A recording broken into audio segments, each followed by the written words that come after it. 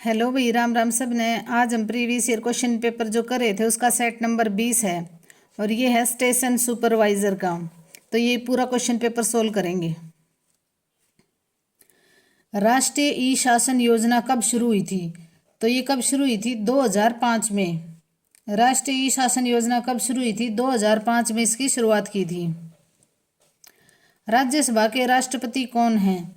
तो देखो भाई, राज्यसभा के राष्ट्रपति अभी करंट तो राज्यसभा के सभापति कौन होते हैं? राज्यसभा के सभापति होते हैं जो हमारे देश के उपराष्ट्रपति होते हैं ना, वो राज्यसभा के सभापति होंगे। और वर्तमान में हमारे उपराष्ट्रपति कौन है? जगदीप धनखड़ जी हैं। किसे हरित क्रांति के जनक के रूप में जाना जाता है? तो किसे हरित क्रांति के जनक के रूप में जाना जाता है? तो ये है नॉर्मन बोरलॉग।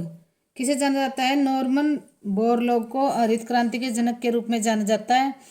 और हरित क्रांति की शुरुआत कब हुई थी? 1966-67 में। कब हुई थी? 1966 और 67 में हरित क्रांति की शुरुआत हुई थी। पेरिस करार किससे संबंधित है? तो पेरिस करार किससे संबंधित है? ये है जलवायु परिवर्तन से। पेरिस करार जलवायु परिवर्तन से संबंधित है। और पेरिस सम्मेलन 2015 में हुआ था। कब हुआ था? 2015 में पेरिस सम्मेलन हुआ था। और ये जलवायु परिवर्तन से, जलवायु में जो इतने ज़्यादा परिवर्तन आ रहे हैं ना, बर्फ़ पिघल रही है, इतना ज़्यादा प्रदूषण, ये इसलिए हुआ था कि जलवायु में इतना ज़्यादा परिवर्तन हो रहा है। तो पेरिस करार किस लिए था? जलवायु परिवर्तन के लिए। कौन सा संस्थान भारत की राष्ट्रीय आय की गणना करता है? तो कौन सा संस्थान भारत की राष्ट्रीय आय की गणना करता है? तो केंद्रीय सांख्यिकी संगठन। भारत की सबसे लंबी नदी कौन सी है? तो भारत की सबसे लंबी नदी है गंगा नदी, जिसकी लंबाई 25 किलोमीटर है। और गंगा, भागीरथी एवं अलकनंदा नदियों का सम्मिलित नाम है। गंगा, भागीरथी एवं अलकनंदा इसका, भाई गंगा के ही नाम है, बात यही है। अलकनंदा, भागीरथी ये अलग अलग स्थानों पर अलग अलग नाम से जानी जाती है। तो भारत की सबसे लंबी नदी कौन सी है? गंगा। जन धन योजना किस क्षेत्र से संबंधित है? तो जन धन योजना किस क्षेत्र से संबंधित है? बैंकों से। प्रधानमंत्री जन धन योजना की शुरुआत कब हुई थी? 28 अगस्त 2014 को इसकी शुरुआत हुई थी। कब हुई थी इसकी शुरुआत? प्रधानमंत्री जन धन योजना की शुरुआत 28 अगस्त 2014 को हुई थी। कब हुई थी? 28 अगस्त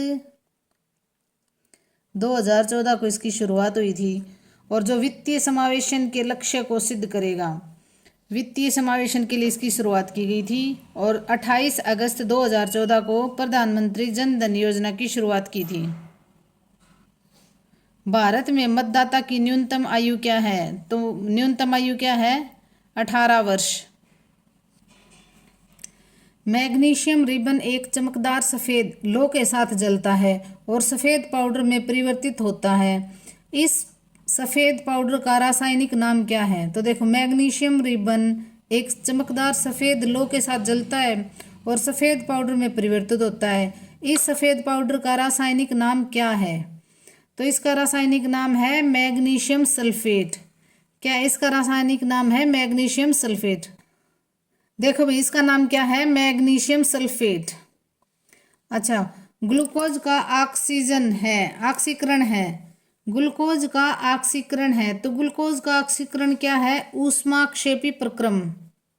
क्या है? ऊष्माक्षेपी प्रक्रम, जिसमें ऊष्मा के रूप में ऊर्जा प्राप्त होती है। जैसे ग्लूकोज का ऑक्सीकरण, देखो यह वह रासायनिक अभिक्रिया जो ऊष्माक्षेपी कहलाती है, जिसमें ऊष्मा के रूप में ऊर्जा प्राप्त होती है, जैसे ग्लूकोज का ऑक्सीकरण। कौन सी धातु ठंडे पानी के साथ अभिक्रिया नहीं करती? तो ये होगी मैग्नीशियम। धातु ठंडे पानी के साथ जो मैग्नीशियम है वो ठंडे पानी के साथ अभिक्रिया नहीं करती। पौधों को हरा रंग देने वाले कार्बनिक यौगिक क्लोरोफिल में मैग्नीशियम उपस्थित रहता है। तो देखो, जो कौन सी धातु है जो ठंडे पानी के साथ अभिक्रिया नहीं करती? तो मैग्नीशियम है। और पौधों को हरा रंग देने वाली कार्बनिक यौगिक क्लोरोफिल में भी क्या पाया जाता है? मैग्नीशियम उपस्थित रहता है। किस वजह से NaCl का गलनांक ऊंचा रहता है? तो किस वजह से NaCl का गलनांक ऊंचा रहता है? तो ये है स्थिर वैद्युत आकर्षण बल। क्या होगा? स्थिर वैद्युत आकर्षण बल। किसी प्रिज्म द्वारा प्रकाश का प्रक्षेपण किस कारण होता है? तो किसी प्रिज्म द्वारा प्रकाश का प्रक्षेपण किस कारण से होता है? तो ये आएगा भाई, सफेद प्रकाश 7 रंगों से बना होता है और सभी 7 रंगों का विभिन्न अपवर्तनांक होता है। तो सफेद प्रकाश 7 रंगों का बना होता है और सभी 7 रंगों का विभिन्न अपवर्तनांक होता है। पौधे हरे रंग के होते हैं क्योंकि पौधे हरे रंग के होते हैं क्योंकि उपरोक्त में से एक भी सही नहीं है। इसमें आएगा भाई, इसमें से कोई भी सही नहीं है। देखो भाई, पौधे हरे रंग के क्लोरोफिल के कारण होते हैं। किसके कारण होते हैं? क्लोरोफिल के कारण। तो इनमें से दे नहीं रखा, तो क्या होगा? पौधे हरे रंग के होते हैं क्लोरोफिल के कारण। एक पेड़ में गुरुत्वाकर्षण के विरुद्ध जल की गति का परम कारण है। तो क्या कारण है? वाष्पोत्सर्जन। क्या होगा? वाष्पोत्सर्जन। निम्नलिखित में से किसके द्वारा यूरिया का परिवहन होता है? तो किसके द्वारा होता है? जीव द्रव्य के कारण यूरिया का परिवहन होता है। प्रकाश के परावर्तन के नियम के अनुसार कौन सा सत्य है? तो ये पूछ रखा है, प्रकाश के परावर्तन के नियम के अनुसार सत्य कौन सा है?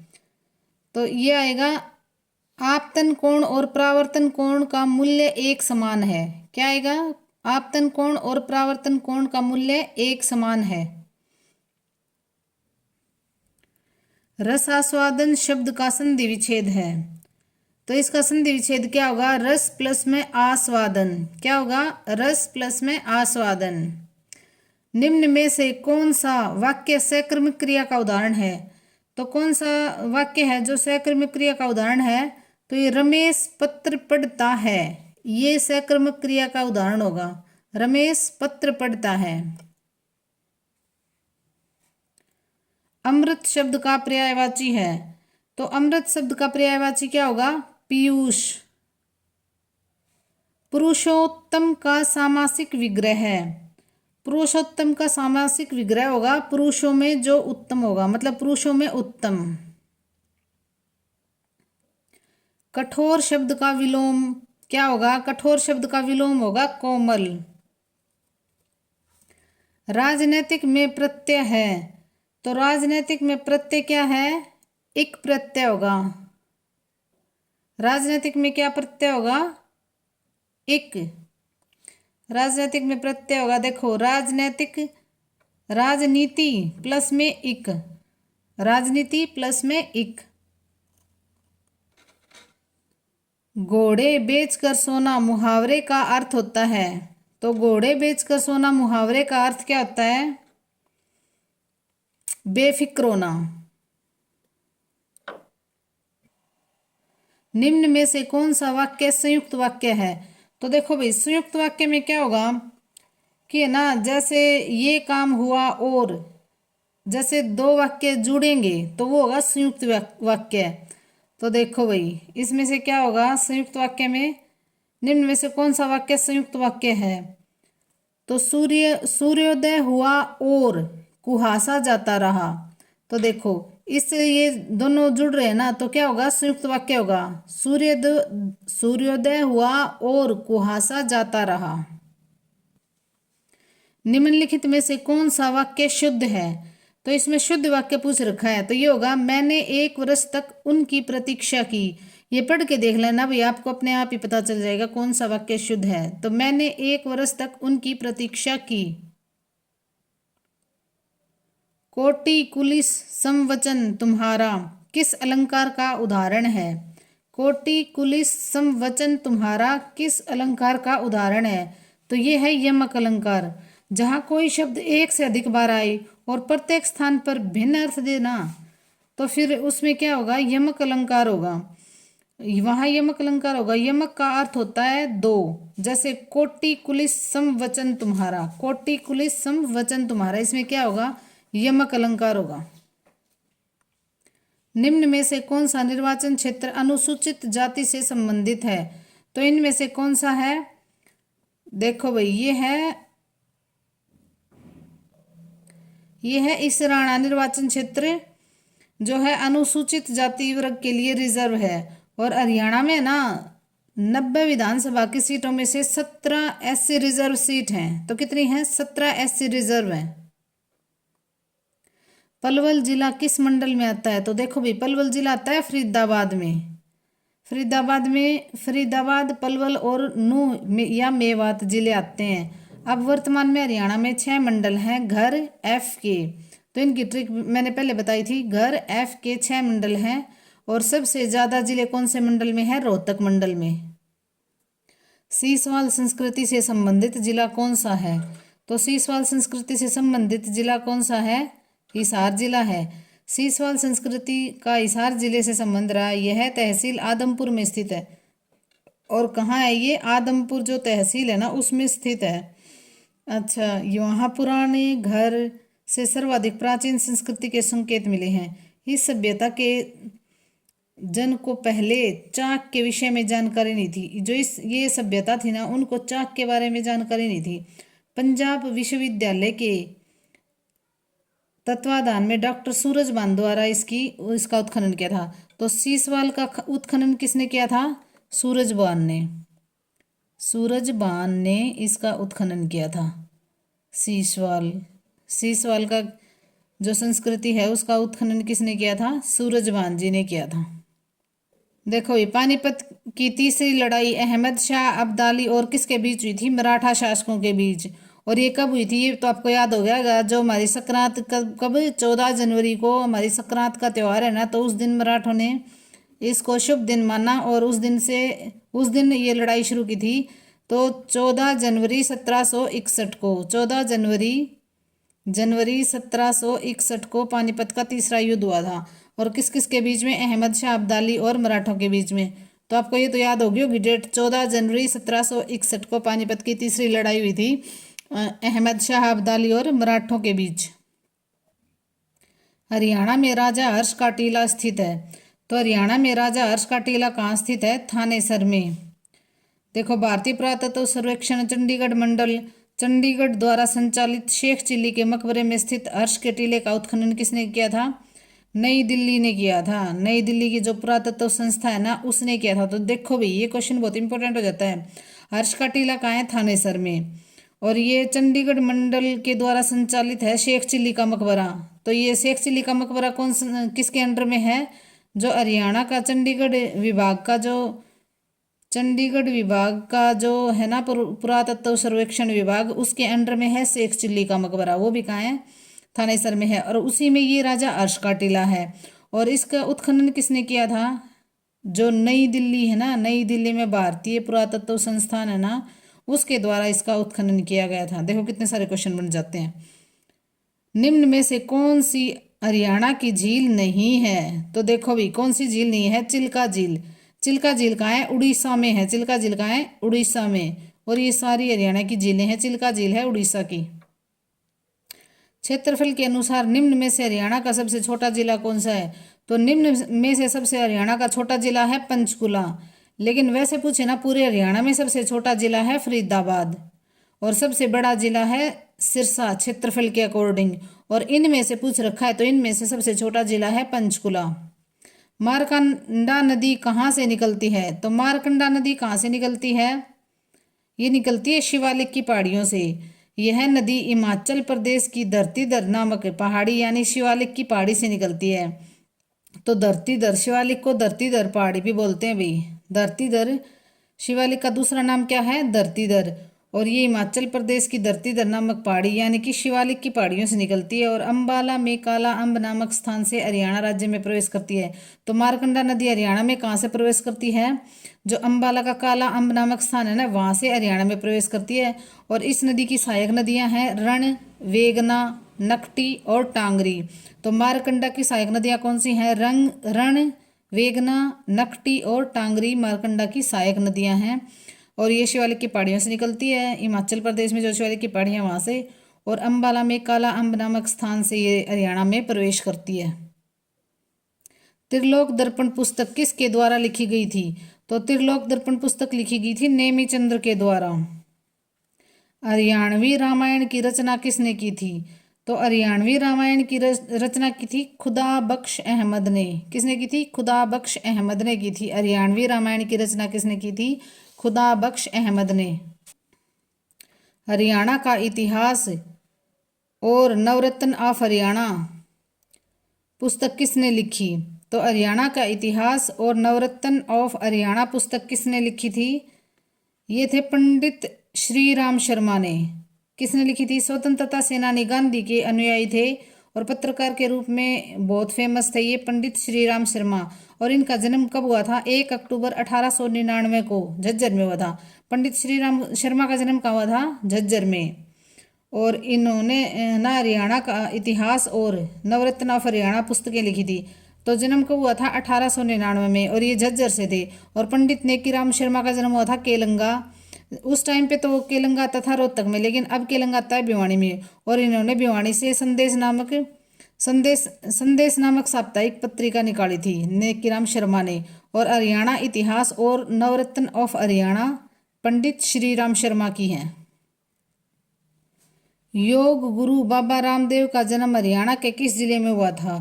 तो योग गुरु बाबा रामदेव का जन्म हुआ था महेंद्रगढ़ जिले में, और 25 दिसंबर 1965 को हुआ था। भाई देखो, रामदेव जी का जन्म जो हमारा जो क्रिसमस वाला दिन आता है ना, हमारा तो क्या, ये तो पूरा विश्व ही बनाता है। तो उस दिन 25 दिसंबर 1965 को हुआ था हरियाणा। ये जो रामदेव जी का जन्म कब हुआ था? 25 दिसंबर 1965 को। और इन्होंने वर्ष 2006 में दयानंद ग्राम में पतंजलि योग पीठ ट्रस्ट की शुरुआत की थी। तो 2006 में दयानंद गांव में पतंजलि योग पीठ ट्रस्ट की शुरुआत की थी। साह चोखा खोरी मेले का आयोजन हरियाणा के किस जिले में होता है? तो साह चोखा खोरी मेले का आयोजन कहाँ होता है?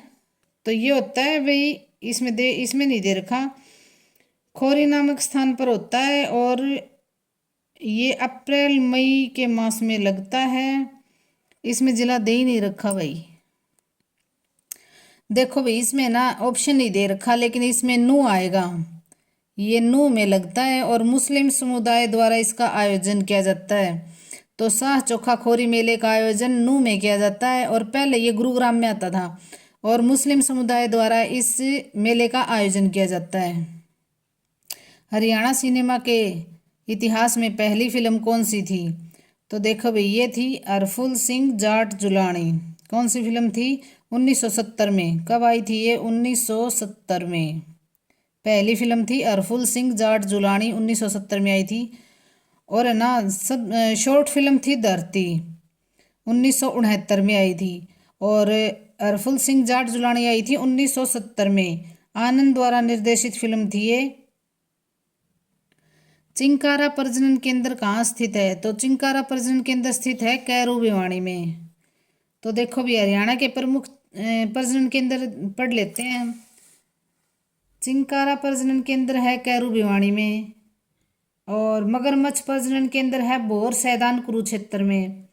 मगरमच्छ प्रजनन केंद्र बोर सैदान कुरुक्षेत्र। मयूर व चिंकारा प्रजनन केंद्र है झाबुआ रेवाड़ी में। ब्लैक बक प्रजनन केंद्र है पीपली कुरुक्षेत्र में। गिद्ध संरक्षण व प्रजनन केंद्र है पिंजौर पंचकुला में। फीसेंट प्रजनन केंद्र है मोरनी पंचकुला में। रेड जंगल फाउल प्रजनन केंद्र है पिंजौर पंचकुला में। इनके ना मैंने पूरी पीडीएफ बना रखी है, मतलब पूरी वीडियो है 7-8 मिनट की, वो जाके देख लेना, आपको एक एक चीज़ें बिल्कुल अच्छी तरह से याद हो जाएंगी। हरियाणा उच्च न्यायालय कहाँ कार्यरत है?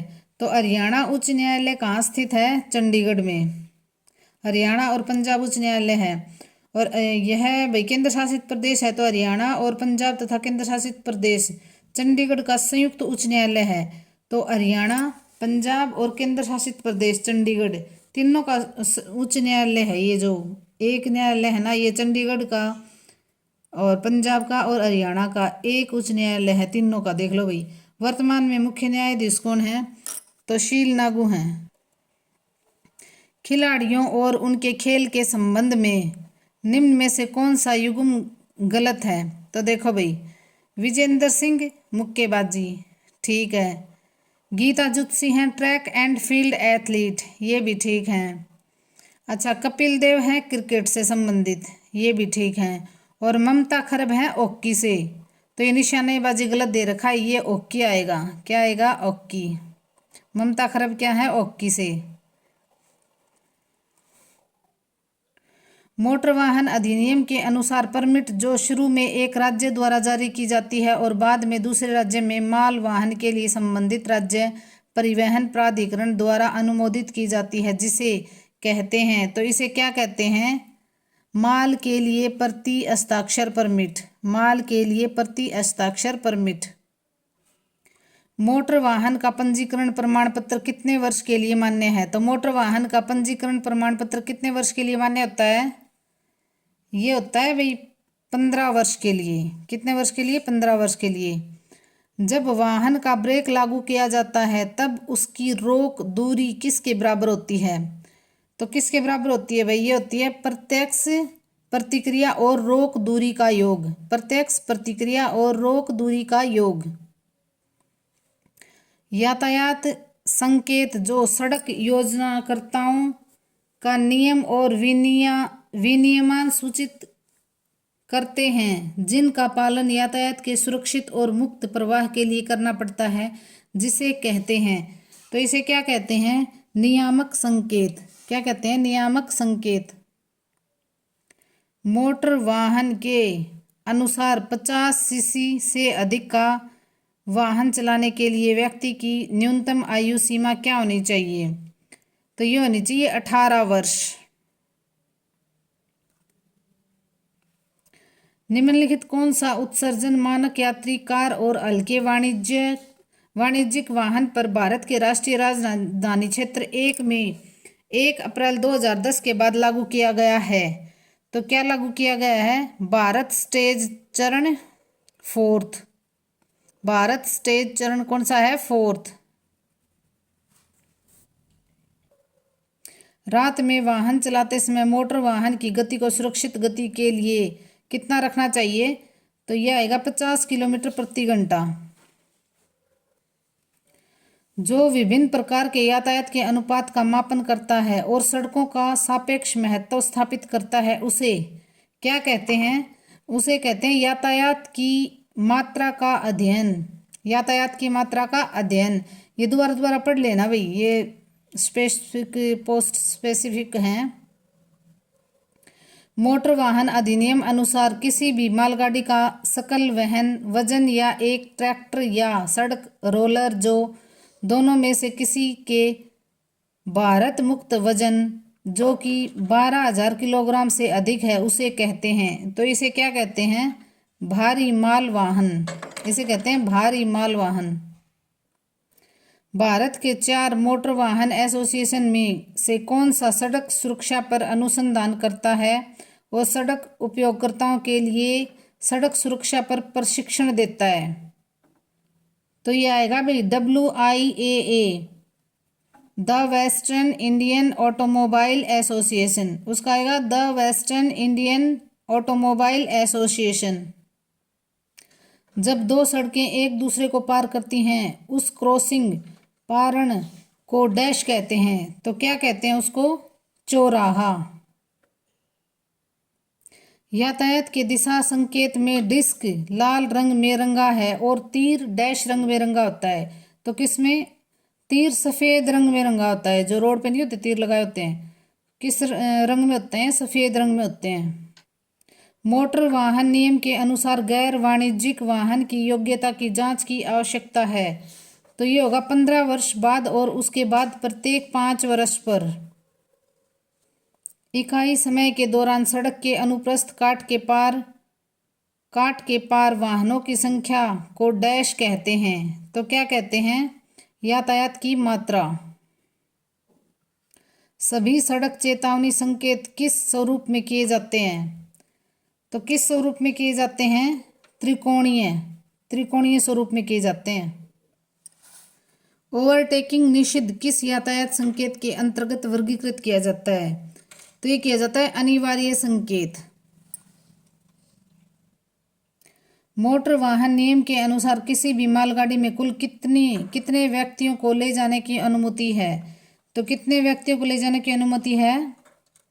किसी भी मध्यम माल वाहन के मामले में 5 व्यक्ति।